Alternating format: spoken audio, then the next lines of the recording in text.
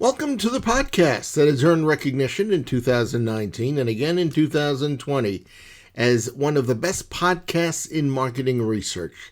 This is Research Business Daily Report, the industry's only daily research video blog. And if you'd like to lend your financial backing to the efforts of RBDR, please go to our exclusive community at the crowdfunding platform, patreon.com/RBDR. I'm Bob Lederer, now beyond my 25th year as the respected voice in market research. We invited David Santee, president of True North Market Insights, to address RBDR today. And strictly, it's because of his completely unique subject that he wanted to throw our way. It has to do with scales, which are obviously a tried and true element in research. But David argues that the relevancy of scales from research project to research project is clearly not necessarily appropriate, which is the case that he is going to make for you and explain its implications. David? Bob, our scales are the building blocks of our studies, but most of these scales we use today are the exact same that I used as a junior analyst right out of college 30 years ago. But what got me to take a second look at all this was all the behavioral science literature that's come out over the last decade. In reading this, it struck me that much of what we do is just not consistent with all that we've learned. So here at True North, we began testing different methods that follow the same process that humans go through when they make decisions. And the more we dug into it, the more problems we found with traditional scales. Okay, Bob, here's an example. First, humans don't make decisions on a 5-point scale. They make a series of sequential choices. And with each choice, they reduce the items they might consider. For example, if you're buying a car, you may say, first, do I want to buy a new car or a used car? If you say new, that takes you down one path. Now, do you want an SUV, a sedan, or perhaps a pickup truck? Now, if you say a pickup truck, that takes you down an even more narrow path. Now, finally, Bob, do you want an American, Japanese, or a European nameplate? Now, if you say Japanese, you refined your list from potentially hundreds of options down to what, 4? All through choices, no scales. So isn't that how it's done? But there are more problems. When we ask respondents to evaluate brands, for example, we ask them to tell us if a brand is high price or not. We don't get to say, compared to what? We just have to check a box. The point is that we need to evaluate our brands in context with the competitive set.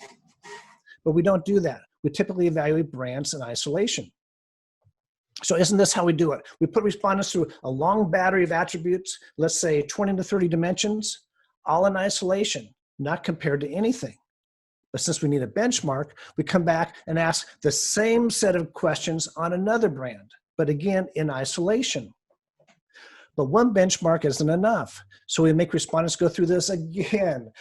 Do we really expect respondents to stay engaged and forcing them through these long, boring surveys? I literally had a respondent tell me, I hate these surveys. I just want to be done. I just want my $5.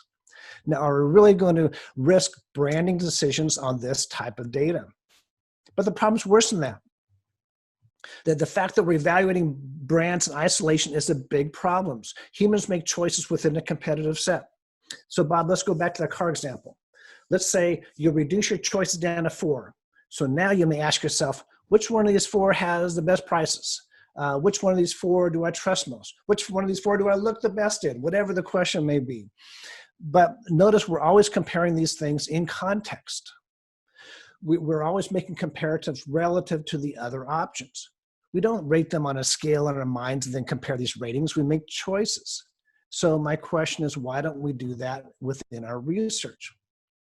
So, and by the way, in full disclosure, I've conducted brand studies this way for years, and it's because that's how we've been taught to do it. The problem is, it's just not a very good way of doing it. And by the way, there's several other problems with scales, and I'm not going to go through all of them now, but I did create a video summarizing all these if anybody is interested in learning more about it. And so the important part is that our research is revealing that using a process that follows how humans truly make decisions is more predictive of real-world choice, and it's a lot more fun for respondents. And so, by the way, what I'm suggesting goes beyond the traditional conjoints and max diffs.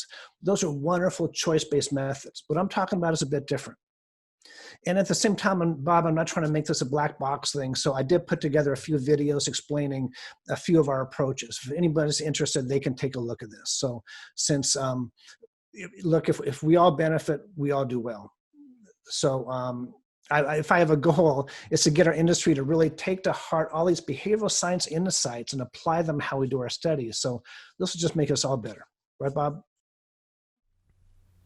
That wraps up this particular edition of the Research Business Daily Report.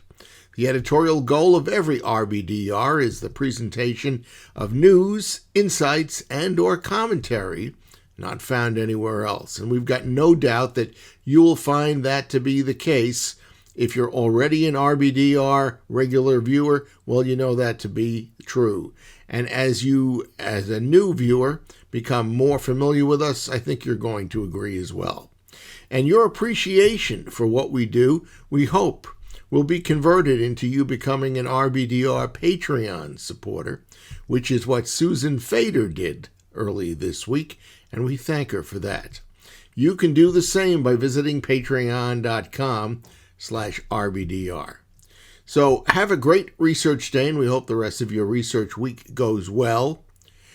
Enjoy the upcoming weekend. We'll see you here on Monday, and until then, as I say almost every day now, please stay safe.